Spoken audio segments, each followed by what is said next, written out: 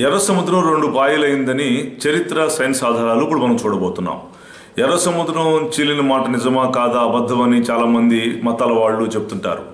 ఎందుకంటే కొన్ని నమ్మరు వాళ్ళు. కానీ బైబిల్లో చెప్పబడిన అన్నీ కూడా హిస్టారికల్, చాలా చరిత్ర ఆధారాలతో కూడినవి. ఈ ప్రపంచంలో బైబిల్లో చెప్పబడినవి మీరు ఎక్కడ చూసినా కూడా ట్రాలీ అయిపోతాయి. ఎందుకంటే బైబిల్లో చరిత్ర ఉన్నది, బైబిల్లో సైన్స్ ఉన్నది. కాబట్టి మనం బైబిల్ దేవుడు నిజమైన దేవుడు అని నమ్మగలం. అందుకే బైబిల్ దేవుడే నిజమైన దేవుడు అని మనం ప్రూఫ్లు చేసుకుంటూ చరిత్ర సైంటిఫికల్గా, జాగ్రఫికల్గా, హిస్టారికల్గా చెప్పుకుంటూ వస్తున్నాం. వాటిలో ఇది ఒక భాగం. ఎర్ర సముద్రం చీలిన మాట నిజము అనేటువంటిది మనం ఖచ్చితంగా ప్రూఫ్ చేయగలము. ఎర్ర సముద్రానికి రెండో పేరు రెల్లు సముద్రం వచ్చింది. ఇశ్రాయేలీలు ఐగుప్తు నుండి సేనలు బయలుదేరి రామసేస్ మీదుగా సుక్కోతు దగ్గర నుండి బయలుదేరి అక్కడ నుండి ఉత్తర ద్వీపకల్ప మార్గమున ప్రయాణించిరి.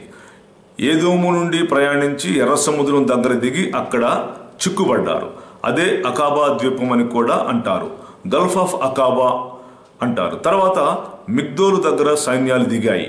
నిర్గమకాండం 14:1 ప్రకారము దీనికి పి హిహిలోరిత్ అనే పేరు కూడా కలదు. ఇక్కడే ఒక రాతి స్తంభమును మనం చూడగలము. ఆనాడు ఇశ్రాయేలీలు ఇక్కడే సముద్రం దాటి ఈ రాతిని ఆనాడు నిలిపారు. ఈ ఎర్ర సముద్రం ఆ ఎర్ర గ్రానైట్ రాయి 3000 సంవత్సరాల నాటిదని చెప్తారు. యెషయా గ్రంథం 19:19లో ఐగుప్తు తీరాన దేవునికి ఒక స్తంభం అని వ్రాయబడి ఉంది. ఇది సముద్రానికి దక్షిణ భాగాన ఉన్నది. ఈ స్తంభంపై ఐగుప్తు, మోషే, డెత్, వాటర్, యెహోవా, సొలొమోన్, ఎదోము అనే పేర్లు కలవు. యెషయా 51:10 అగాధ జలములను ఇంకిపోజేసిన వాడవు నీవే కదా, సముద్ర అగాధ జలములను త్రోవగా చేసిన వాడవు నీవే కదా అని అక్కడ మనం చదువుతాం. ఇది ఈనాడు నువ్వే బాగా గూగుల్లో మనం దీన్ని చూడగలము. పూర్వం దీనికి నుయోబా అల్ ముజియానా అని పేరు కూడా ఉండేది. అంటే మోషే నీళ్లు చల్లెను అని అక్కడ అర్థమిస్తుంది.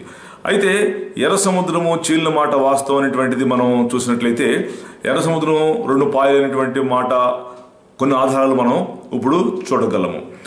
ఈ మధ్య ఎర్ర సముద్రంలో ఆనాడు ఫరో తన సైన్యము మునిగిపోయింది కదా, వాటి రథచక్రాలు వాళ్ళవి ఐగుప్తు రథచక్రాలు ఇప్పుడు దొరుకుతుంటే వాటిని తీసి ఐగుప్తు గవర్నమెంట్ వాళ్ళు ఐగుప్తులో మ్యూజియంలో పెడుతున్నారు. ఆనాడు ఫరో సైన్యం ఆ రథాల చక్రాలే అంటానికి కారణం ఏంటంటే ఆ రథచక్రాల మీద ఫరో రాజు గారు ముద్ర ఉంటుంది కాబట్టి ఇప్పుడు అవి దొరుకుతూ ఉన్నవి. తర్వాత మోషే కర్ర చాపినప్పుడు ఎర్ర సముద్రం 2గా చీలిపోయింది. ఆ సముద్రం చీలినప్పుడు అది స్పాట్లో ఉన్నటువంటి చేపలు కూడా 2గా చీలిపోయాయి. కాబట్టి ఆ ఎర్ర సముద్రంలో ఇప్పుడు కూడా ఒంటికన్ను చేపలు ఉంటాయి. ప్రపంచంలో 7 సముద్రాల్లో ఈ ఒంటికన్ను చేపలు ఎక్కడ ఉండవు, అక్కడ మాత్రమే దొరుకుతాయి. అది కూడా మనకు కానవాళ్ళు. తర్వాత ఫరో రథాలు దొరుకుతున్నాయి ఇప్పుడు ఆ ఎర్ర సముద్రంలో.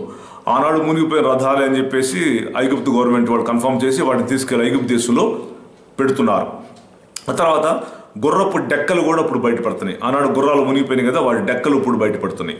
ఆ తర్వాత మనుషుల ఎముకలు కూడా బయటపడినాయి. ఇవి ఐగుప్తుల ఎముకలు అని చెప్పేసి DNA టెస్ట్ చేస్తే కన్ఫర్మ్ చేశారు. ఆనాడు ఆ ఎర్ర సముద్రంలో ఫరో సైన్యం మునిగిపోయినటువంటి ఆ మనుషుల బోన్స్ అని చెప్పేసి వాటిని కన్ఫర్మ్ చేశారు. USA శాస్త్రవేత్తల లెక్కల ప్రకారము న్యాచురల్ ఫినామినల్ చెప్పేది ఏంటంటే గాలి అలలను నీటిని వెనక్కి నెట్టగలదు అని వాళ్ళు సైంటిఫికల్గా కన్ఫర్మ్ చేశారు. సముద్రపు నీటిని కూడా వెనక్కి నెట్టగలదు గాలి. అదే నైల్ నది విషయంలో కూడా జరిగింది.